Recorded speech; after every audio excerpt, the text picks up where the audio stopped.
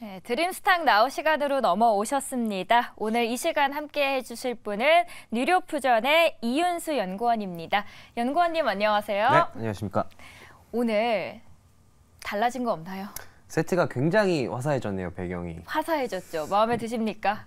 네, 세트는 마음에 드는데 제가 옷을 오늘 칙칙한 색을 입고 와가지고 배경과 정말 괴리가 되는데 다음엔 저도 화사한 색의 옷을 입고 오는 걸로. 드레스 코드를 이제 아셨으니까 맞춰서 입고 또 증시도 이렇게 밝게 앞으로도 더 올라갔으면 하는 마음으로 저희가 한번 준비를 해봤습니다. 저도 상승을 바라는 마음으로. 네, 저희 한번 상승을 입고. 바라는 마음으로 시작을 해볼게요. 이번 주와 지난주 주요 이벤트들이 있었어요. 어떤 것들이 가장 주목됐을까요? 네, 우선 지난주 정리부터 먼저 해드리자면은 지난주는 시장의 우려를 덜어준 한 주였다. 우선 채권 발행 규모가 이제 발표된 게 예상치를 하회를 하면서 이제 시장이 채권 수급에 대해서 굉장히 걱정을 했잖아요. 이 우려가 좀 완화가 되면서 금리가 빠졌고 또 FOMC에서 파월이 발언을 했는데 저는 이게 그렇게 시장이 좋아할 만한 비둘기적인 발언인가? 라고 생각이 되지만은 그래도 시장은 이 발언을 비둘기적으로 해석을 하면서 이 패드워치라고 하죠. 이제 시장이 금리 선물 베팅을 하면서 이제 금리의 추이를 어떻게 예상을 하나라고 시장의 이제 컨센서스를 볼 수가 있는데 이제 기존 금리 인하를 시장이 내년 6월쯤에 할 거다라고 생각을 하다가 이게 앞당겨졌습니다. 내년 5월에 할 것 같아로 한 달 앞당겨졌고 이제 3월에도 좀 금리 인하를 하지 않을까 하는 사람들도 좀 생겨나고 있습니다. 시장 전망이 굉장히 좀 밝아졌고요. 거기다 이제 또 비농업 고용 지수가 발표가 됐는데 이게 좀 증가세가 좀 둔화가 됐습니다. 또 실업률도 올랐고요. 그래서 노동 시장이 점점 침체가 돼서 항상 나오는 말 있지 않습니까? 나쁜 것이 좋은 것이다. 또 이제 파월이 연준이 또 피벗을 하지 않을까라는 기대가 쏠리고 있습니다. 그래서 그와 연관해서 이제 이번 주는 실업수당 청구 건수 발표가 또 있잖아요. 매주 나오는 거. 그래서 그게 과연 좀 둔화되는 이제 노동시장을 또 보여줄 것이냐, 같은 신호를 보낼 것이냐가 중요할 것 같고요. 또 이제 파월의 연설이 있습니다. 파월이 또 이번 주에 이 노동시장과 이런 거에 대해서 어떻게 또 발언을 하는지도 지켜봐야 할 필요가 있을 것 같고요. 그리고 또 이제 채권시장 같은 경우에는 이제 장단기 금리차가 역전이 됐다가 재역전까지 얼마 안 남았습니다. 이 그래프는 이제 금리 곡선 그래프인데 제가 들어오기 전에 체크해보니까 2년물 금리가 4.87%고 10년물이 4.59%더라고요. 많이 이제 차이가 많이 줄어들었는데 이게 역전이 된다는 의미는 이제 채권시장이 침체가 이제 곧 다가왔으니까 연준이 금리를 내리겠구나라고 이제 인하의 냄새를 맡고 먼저 움직이는 거거든요. 그래서 채권 시장 역시도 이제 인하에 베팅을 하기 시작하나, 금리 인하에 베팅을 하기 시작하는지 그것도 이번 주에 한 주 채권 시장의 움직임을 좀 지켜볼 필요가 있다고 보고요. 근데 주식 시장 같은 경우에는 아마 침체에 좀 많이 쏠린 것 같은 느낌이 드는 게 실적 발표 시즌이 있었잖아요. 근데 요즘은 실적 발표 특징이 실적이 잘 나와도 이제 4분기 내년 가이던스를 좀 안 좋게 제시하면 그냥 주가가 바로 그냥 날려버리더라고요, 시장에서. 그래서 그만큼 주식시장은 조금 침체에 대해서 많이 우려를 하고 있는 모습이다라고 보시면 될 것 같습니다. 불안할 수밖에 없는 시장이기도 하죠. 매주 월요일에 월가 투자의 대가를 한 분 한 분씩 소개를 해주시잖아요. 오늘은 전설의 트레이더입니다. 30년 동안 무손실 투자의 대가가 있으시다고요. 네. 오늘 이렇게 배경이 화사한데 또 저도 옷도 칙칙하고 오늘 분도 좀 칙칙한 얘기를 해서 제가 정말 죄송하기는 한데 그래도 말씀하신 분처럼 이분이 어마어마한 분이거든요. 이제 스탠리 드러켄밀러라고 이 보시면은 지금 조지 소로스의 오른팔이라고 제가 써놓지 않았습니까? 한마디로 조지 소로스 하면은 이 파운드와 공매도 영란은행을 파산시킨 사람 유명하지 않습니까? 그 아이디어의 실질적인 이반자가 이 사람입니다. 드러켄밀러고. 그리고 이분이 아까 말씀하신 대기록이 있죠. 30년 연평균 수익률 30%. 그리고 대단하십니다. 30년 동안 손실을 단 한 해도 보지 않은 대가고 이분이 칙칙한 얘기를 했음에도 제가 가져온 이유는 이 대가들이 인정한 대가입니다. 워렌 버핏 옹께서 항상 하시는 말씀이 있지 않습니까? 시장 보지 마, 매크로 보지 마. 그냥 좋은 기업에만 투자를 해라. 시장 이 마켓 타이밍 맞추는 건 너무 힘들다라고 얘기를 하는데 근데 이 워렌 버핏 옹께서도 드러켄밀러는 예외야. 이 사람은 내가 봐도 시장을 너무 잘 보더라. 그래서 이 사람은 마켓 타이밍 제도돼라고 한 만큼 이제 대가가 인정하는 대가다. 그래서 오늘 가져왔다라고 보시면 될 것 같습니다. 워렌 버핏도 인정한 월가의 대가이십니다. 이분이 최근에 화두가 되고 있는 미국의 부채 문제를 가장 먼저 경고했다라는 이야기가 들립니다. 네, 최근에 이제 또 다른 전설적인 트레이저죠. 이제 폴 트리저 존스와 이제 인터뷰를 한 게 영상이 떴는데 거기서 이 폴 트리저 존스가 이렇게 얘기하더라고요. 내가 아는 한 이 미국 부채 문제가 이 시장에 영향을 줄 거라고 가장 먼저 경고한 사람이다. 그만큼 이제 부채 문제에 대해서 가장 먼저 이제 이 경고음을 내신 분이고요. 그러면은 이 가장 먼저 경고음을 낸 사람이 앞으로는 그러면은 이 미국 부채 문제, 뭐 그와 연관된 채권 금리 문제가 어떻게 될 거라고 보느냐 이렇게 물어보니까 이렇게 대답을 합니다. 이제 앞으로도 계속해서 이제 부채 문제가 악화가 되고 그 때문에 금리가 올라갈 것이다라고 얘기를 하는데 그 가장 큰 이유는 이렇습니다. 이제 베이비 부머 세대라고 하잖아요. 이제 미국의 50대, 60대 이 미국의 노동력의 큰 축을 차지하는 이 세대가 2020년에서 35년 사이에 집중적으로 은퇴를 하거든요. 그렇게 되면 이제 노동력의 공백이 생기잖아요. 그럼 이제 근로소득자가 줄어드니까 당연히 미국 정부 입장에서는 이제 세수가 줄어들 수밖에 없고 그리고 은퇴를 우리가 하게 되면은 이제 일을 하는 것보다 소비를 더 많이 하면서 살게 되잖아요.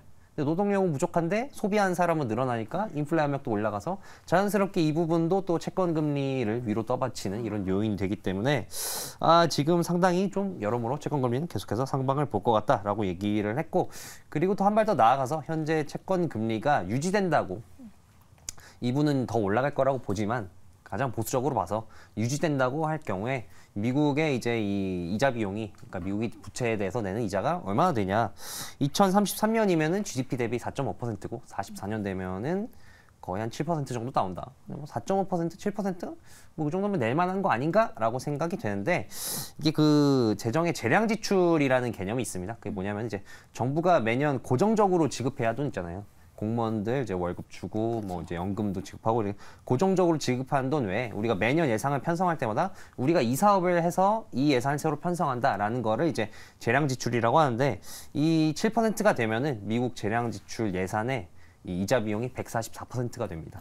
그만큼 이제 미국의 모든 사업을 다 압도하는 수준으로 부채가 이자 비용이 올라가기 때문에 이게 상당히 부담을 줄 거고 채권 금리에 이제 영향을 줄 텐데 이분이 또 이렇게 얘기를 하더라고요.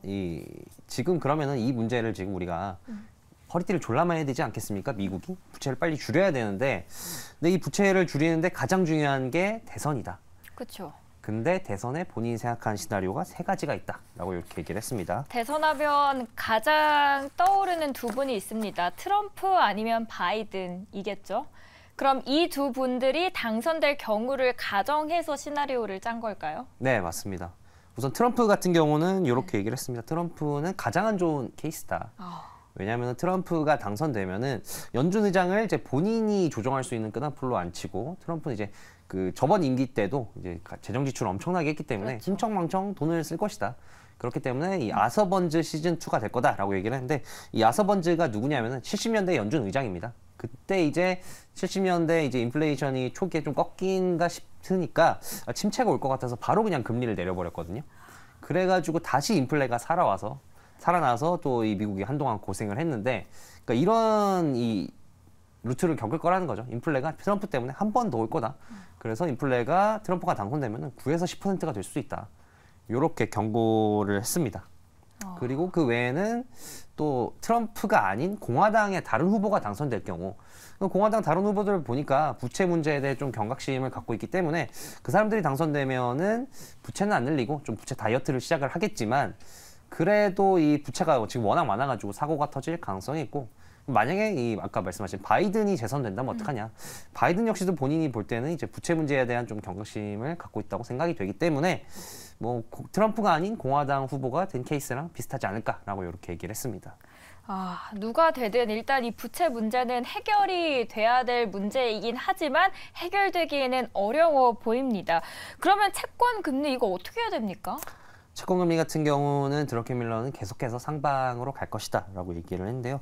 최근 좀 쉬어가긴 했습니다만 이렇게 얘기를 하더라고요. 그러니까 이 부채 문제 외에도 역사적으로 지금 채권 금리 높다 하지만 역사적으로 볼 때는 낮은 수준이다. 왜냐면은 우리가 이제 2010년대부터 이제 제로 금리의 시대, 이제 돈을 찍는 QE의 시대이지 않았습니까? 그때 제외하고 나머지 몇십 년 동안은 어땠냐?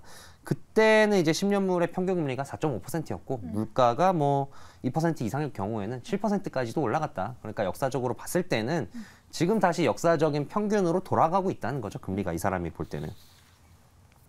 그렇게 되면 이제 이 금리가 다시 평균으로 돌아가게 되면은 장기 금리가 올라가니까 이 대출 금리가 올라가지 않겠습니까? 그러면 이제 기업들이 좀 고비다. 근데 본인이 기업을 보니까 예. 미리 좀 대출 연장이라고 하죠. 25년, 26년까지 그나마 이제 지금보다는 낮은 금리로 대출을 연장을 해놨는데 25는 26년 그 연장 시기가 지나가게 되면은 조금 고비가 올 것 같다라고 얘기를 했고요. 그리고 또 이제 모기지 금리도 있지 않습니까? 이제 그것도 끊임없이 올라가고 있잖아요. 대출 금리 지금 이제 신규 발행되는 모기지 금리가 8%더라고요, 미국에.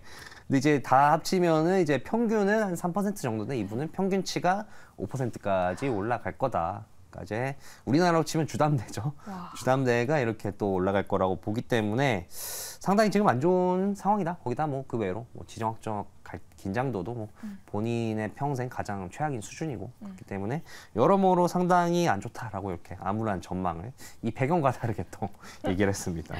자, 그러면 연구원님의 오색칼처럼 암울한 이야기를 계속해서 드렁켄밀러는 해주고 있었어요. 그러면은 이 드렁켄밀러가 안 좋은 이야기만 계속하진 않을 거예요. 그래도 우리가 터널을 쭉 가다 보면 끝에 한 줄기의 빛은 있지 않습니까? 대안은 뭔가요? 네, 그래도 이분도 트레이더다 보니까 대안이 있지 않겠습니까? 그래서 이렇게 얘기를 하더라고요. 우선 주식과 채권으로 나눠서 얘기를 했는데 우선 주식부터 얘기를 하자면은 주식은 전망이 어둡긴 하지만 AI와 ESG 관련 주식들은 전망이 좀 밝다라고 이렇게 얘기를 했습니다. 우선 뭐 AI, ESG 얘기할 게 없어서 왜 전체적으로 장이 이렇게 안 좋게 봤냐고 얘기를 하냐면은 이제 아까 말씀드린 이제 제로 금리를 하기 전 시대, QE를 하기 전, 그러니까 2010년 이전 시대들은 그때 한 S&P의 PER이 얼마인지 보니까 뭐 15에서 16이더라. 근데 지금 한 23, 24 왔다 갔다 하거든요. 그러니까 이제 이분이 봤을 때는 앞서 말한 여러 요인들 때문에 이제 더 이상 금리를 제로 금리로 내리거나 이제 돈 찍기가 힘들어진 상황인데 그러면은 이제 이 PE도 그 제로 금리나 QE가 없었던 역사적인 수준으로 돌아간다고 보면은 지금 한 3에서 40% 정도 고평가됐다고 볼 수 있다. 그렇게 이게 지금 이렇게 주식이 좀 비싸다고 볼 수 있는데 근데 앞서 말한 요인들 뭐 지정학적 갈등도 있고 이런 악재들이 뭐 산재한 상황에서 뭐 3, 40% 고평가됐다. 이거는 주식이 상당히 매력도가 떨어지는 일이다라고 얘기를 했고요. 그리고 작년부터 이게 드렁켄밀러 하면 계속 지금 화제가 되는 기사 헤드라인이 있거든요. 이분이 작년부터 그런 얘기를 계속합니다. 주식이 앞으로 10년 횡보장이 올 수도 있다. 10년 횡보는 너무한 거 아닙니까? 그렇죠. 70년대 10년 횡보장이 있었죠. 그런 게 올 수 있다라고 얘기를 하는데 왜냐하면 아까 말씀드린 이제 PER 얘기랑도 좀 일맥상통합니다. 이제 PER이 지금 한 23, 24 정도 되는데 역사적인 평균이 한 15, 16으로 돌아가게 되면은 이 실적이 늘어나지 않는 한, 버는 돈이 늘어나지 않는 한 PER이 줄어들면 이제 가격이 빠지니까 그 구간을 이제 거치게 될 것이다. 본인이 봤을 때는 기업의 수익성이 막 드라마틱하게 좋아지기 힘들고 앞으로 좀 경기가 안 좋아지니까 수익성은 잘해야 뭐 지금 수준이고 안 좋아질 텐데 근데 PER이 15, 16으로 빠지면은 한 10년 정도 이런 상황에서 횡보를 할 수가 있다라고 얘기를 했습니다. 상당히 뭐 어두운 얘기인데 그나마 너무 이제 어둡네요. 앞서 말한 것처럼 희망은 있다. AI와 ESG다. 네. 그러니까 AI 같은 경우는 이제 드렁켄밀러가 또 이 연초에 화제가 된 게 AI 베팅을 굉장히 많이 했어요. 엔비디아도 대량 매입해서 포트폴리오에서 지금 가장 많이 차지하는 게 엔비디아거든요. 그리고 뭐 그 외에 빅테크 기업도 막 사들였습니다. 그래서 그 이유에 대해서 이 70년대에 이제 10년 그때도 10년 횡보를 하고 경기가 안 좋았지만 그때도 성장하는 산업은 있었다. 그때 이제 정유 산업이 성장을 했다고 해요. 70년대 그렇게 장이 안 좋은 와중에도 근데 본인이 봤을 때는 70년대의 정유주 같은 게 지금은 AI가 될 것이다. 왜냐면은 본인이 봤을 때 이 AI는 이 산업혁명에 준하는 이제 혁명이기 때문에 이거는 뭐 경기가 안 좋아도 계속 간다. 그렇기 때문에 AI는 좋을 것이다라고 얘기를 했고요. 또 ESG 같은 경우는 뭐 이건 논리가 단순합니다. 바이든이 뭐 거대 법안을 많이 통과시켰잖아요. 뭐 인플레 감축법이라든지 인프라법이라든지 뭐 이런 법안을 많이 통과시켜서 ESG에 많이 힘을 실어주고 있기 때문에 뭐 유동성이 정부 차원에서 밀어주는 수준으로 이렇게 투입이 되면은 주식이 안 좋기가 조금 힘들다라는 논리로 이 두 가지는 괜찮을 것 같다라고 얘기를 했습니다. 저희 배경도 오늘 친환경적입니다. 그러면 AI와 ESG에 투자를 하는 게 좋겠다라고 이야기를 했어요. 이 외에 대안도 있을까요? 네, 이 외에 채권 같은 경우는 본인이 이렇게 얘기하더라고요. 나는 2020년부터 채권을 쭉 숏하고 있는데 요번에 들어서야 처음으로 3년 만에 채권을 롱하기 시작했다. 그러니까 더 자세히 보자면은 이제 2년물 채권은 롱을 하고 이제 장기채는 숏을 하고 있다. 근데 롱하는 비율이 더 많아서 채권을 롱하고 있다라고 얘기를 했는데요. 그러니까 앞서 이제 제가 장단기 금리차 제역전도 말씀을 드렸잖아요. 그 이유랑 동상한데 이제 드러켄밀러 같은 경우는 내년에 이 침체가 올 거라고 강하게 믿고 있거든요. 연착륙을 하면은 오히려 놀랄 지경이다라고 할 정도로 침체가 올 거라고 강하게 믿고 있기 때문에 금리를 내릴 거다 내년에. 그러므로 이제 2년물 금리가 떨어지게 되고, 그러니까 2년물 가격이 오르는 거죠. 그렇기 때문에 본인은 2년물이 오르는데 베팅을 했고, 장기채 금리는 앞서 말씀드린 것처럼 뭐 인구 문제, 부채 문제 이런 것 때문에 장기채 금리는 계속 높은 수준을 유지하게 될 거기 때문에 이거는 가격이 내리는 숏에 베팅을 했다라고 얘기를 했습니다. 드러켄밀러의 의견에 대해서 그러면은 연구원님은 어떻게 생각하십니까? 아, 네, 뭐 앞서 이제 말씀 못 드린 걸 드리자면은, 네. 근데 이제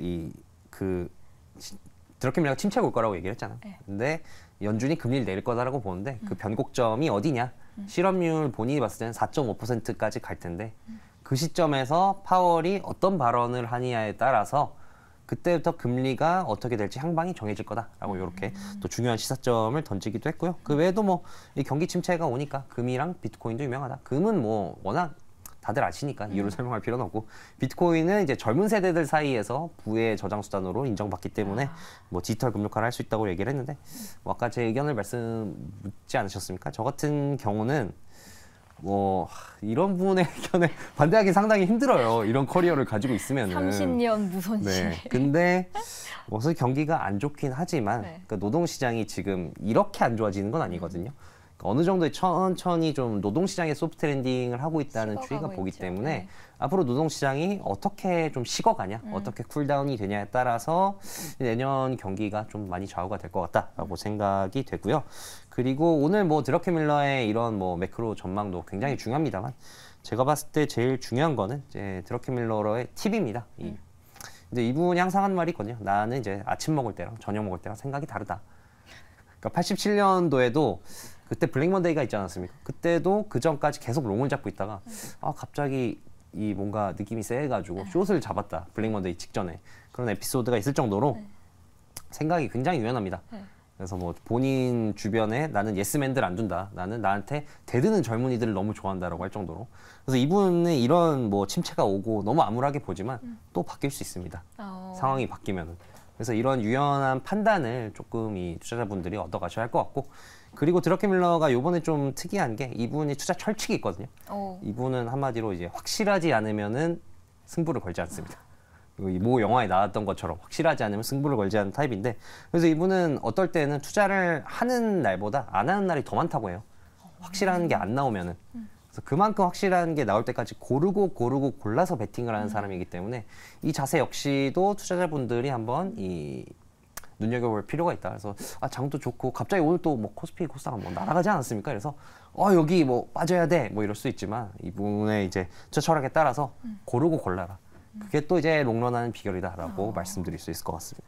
요즘 원유 시장도 정유가 쭉 올라가다가 요즘 다시 진정세를 보이는데 정유 쪽은 어떻게 보세요, 지금? 네, 원유 같은 경우는 이제 소프트 랜딩 심리 때문에 수요가 생각보다 안 죽을 것 같네. 공급은 원래 나빴고. 그래서 이제 원유 가격이 살아나다가 또 이스라엘 하마스 전쟁 때문에 또 이제 지정학적으로 불안정해지니까 또 다시 이제 추가적으로 또 펌프를 얻었습니다. 근데 그러다가 이게 이 중동 전쟁으로 확대가 안 될 것 같네. 뭐 이렇게 지금 시장이 예측을 해가지고 사실 또 상승세가 좀 많이 약해진 상황이거든요. 제가 뭐 들어오기 전에 보니까 한 배럴당 81불 정도로 WTI 기준으로 유지를 하고 있던데.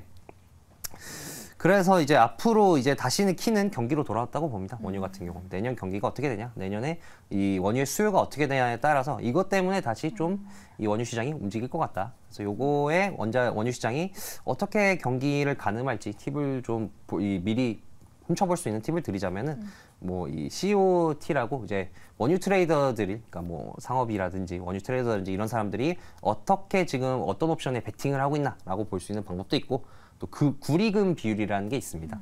이제 구리와 금의 가격을 이렇게 나눈 건데, 이제 이제 구리는 한마디로 이제 닥터 카퍼라고 하지 않습니까? 경기에 대한 이 자신감. 그리고 금은 대표적인 안전자산이고, 그쵸. 그래서 구리가 금에 비해서 구리가 세면은 이게 경기에 대한 불안감보다 자신감이 조금 득세를 하고 있는 상황이고, 그 반대면은 좀 이제 경기 불안감이 좀 더 득세를 하고 있는 상황이라고 볼 수 있는데, 원래 이건 10년물 금리랑도 비교를 합니다만 이제 원자재 시장의 센티멘트를 읽는 도구로도 활용을 할 수가 있습니다. 그래서 요 추이를 보고 이 지금 원자재 시장이 어느 쪽으로 조금 쏠리고 있구나라고 보시고 판단하는 것도 좀 도움이 되지 않을까라고 생각이 됩니다. 네, 원자재 시장의 동향을 어떻게 파악하는지도 함께 이야기를 해주셨습니다. 오늘 드림스탁네와 함께 해주신 분은 이윤수 연구원입니다. 늦은 시간까지 감사합니다. 네, 감사합니다.